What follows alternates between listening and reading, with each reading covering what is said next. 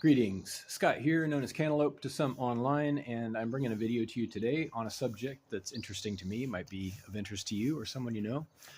And that subject is one of hierarchies, and a very interesting thing to me about hierarchies, and something people don't commonly recognize or understand about management structures that are chain of command style. And we all understand these. We're all familiar, if not by name, then with experience in businesses. You know what I'm talking about at this point, hopefully. So, without further ado, a little bit about my background on this subject. I like to qualify myself as a layperson. However, in this case, my background includes a great deal of analysis on this particular subject in a professional capacity. So, I I'm a problem solver by profession. I've been employed by quite a few places, including myself, independently as a consultant and software analyst. I do programming, I do software design. And one of my areas of specialty is identifying bugs and opportunities for improvement, streamlining, efficiency, and finding show-stopping bugs is something I'm really good at. So, management. We understand having a boss, right? Having a supervisor, a chain of command, someone who is an authority figure. Okay, well, reducing this concept of hierarchical management down to its elemental form, and examining what connects to it logically, out of context, out of just by definition. I want to be clear about what I'm talking about. And I'm talking about the expectation of a monologue. This is one of the defining characteristics. There's at most times, even if there is an opportunity to submit feedback by, underlings, as they say, or subordinates. We have a whole class of terminology to describe hierarchies because they are so common. Even if the structure provides opportunities for feedback, one of the defining characteristics is most of the time the default mechanism of communication is unidirectional. It's a lot of words. So monologue means one person telling another person something without an expectation of reciprocity, right? Without an expectation of dialogue, which is the alternative. All right. So not to get too verbose, I'm really not trying to get verbose, but there's no way to describe this without some complexity. It is a complex subject, so I'll do my best to keep it simple. But management and hierarchies has a show-stopping bug when it's implemented in its purest form, and I want to describe that. Something that is inherent, that is built in to the chain of command style of leading, of organizing and running a business or anything. And that is, to get to the point is that when people follow directions, they're doing the opposite of thinking independently. Okay, well, sometimes you want that, right? And I'm not trying to be critical. I'm not even trying to judge necessarily the merits of a hierarchical management structure. What I'm trying to say is that there are predictable features that may not be appropriate or helpful. And people in general don't question these things. And that's exactly one of the problems, questioning. Okay, so when do we want people to question things, and why should they? I'm going to pause to tell a very short story about something that I learned in elementary school. Many people have this experience or lesson when they're growing up, and they do this thing where kids sit in a circle, right? One person tells the next person a story or phrase, and it gets passed around the circle. I don't know if you're familiar with this, you know where it's going, but by the time it makes a full circle, without fail, especially, if there's 10 people, 10 kids or whatever, the phrase is wildly different. It doesn't even resemble the original phrase. And the point is, the whole lesson is that communication is fraught with errors, whether they're intentional or not.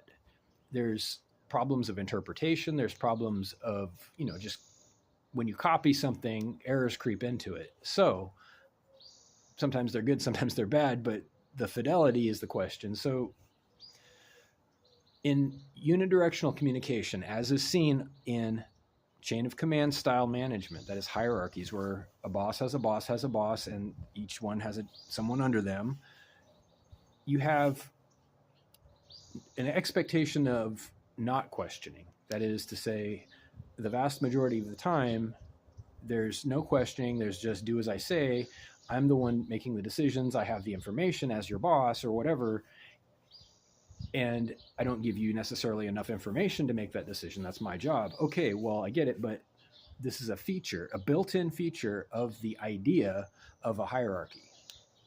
So it has a fundamental problem right out the door, right out the gate, excuse me. And that is when people aren't questioning their orders by design and expectation, these errors propagate predictably, measurably, every time. So when should people question things, and why should they question things? What is the possible cost or harm in not questioning orders?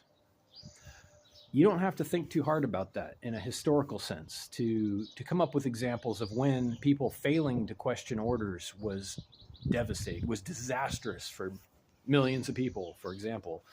And I'm not going to, invoke a lot of history here, but what I'm going to do is suggest that independent thought, first of all, it can't even be gotten rid of. Okay, you cannot get someone to stop thinking.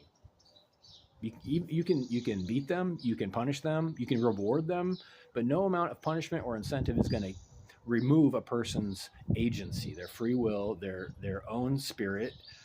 They have to be able to make decisions. So what you end up with with a hierarchy, management style chain of command, is some degree of micromanagement. Okay, so what is the alternative? I'm going to get practical. I'm going to wrap this up. It's already a 7-minute video. If monologues are bad, and they end up being bad for a lot of reasons, and there's no easy fix such as a feedback box that we all know doesn't work, what is an alternative? How do we fix the problem? Okay, well, you can fly to the other extreme. You can say a flat structure would be the opposite, right? You can imagine everybody decides their own level of involvement. Everybody's their own manager, but that doesn't work either, obviously. So why doesn't that work? Well, some people just aren't qualified to have that level of responsibility. Legitimately, some people do not have the qualifications, the skill, the aptitude, the creativity, and or the wisdom, even the potential for wisdom. And I'm not judging people necessarily, but they would be better suited in perhaps a job with less responsibility for themselves and others. So you can't just expect everybody to do every job. First of all, a flat structure will not work. Therefore, so what is an answer? Well, I kind of hinted on it when I said people choose their own level of involvement. Okay, what does that mean? What does choosing your own level of involvement mean? Well, it means in a perfect world, if you can forget everything you know about this place, in a perfect world, there would be no duress when choosing to agree to a position or a job. It would be an effortless, water seeking its own level kind of thing, where you rise to where you're comfortable and where you are successful and where you are productive and helpful and happy, hopefully. And there's no, punishment if you rose to a level that you couldn't function at, or if you're, in a perfect world, there would be enough jobs for everybody where they could meet their own needs, and then some. Hopefully, there's stuff above basic needs in life, and they would not be causing problems with the products or their community or their business, their coworkers. They would not be forced into slave labor like we see. This isn't going to be a digression into our economic system and all of its shortcomings and the lies involved, but there, what I think some of you know what I'm talking about at this point, and it's all connected. So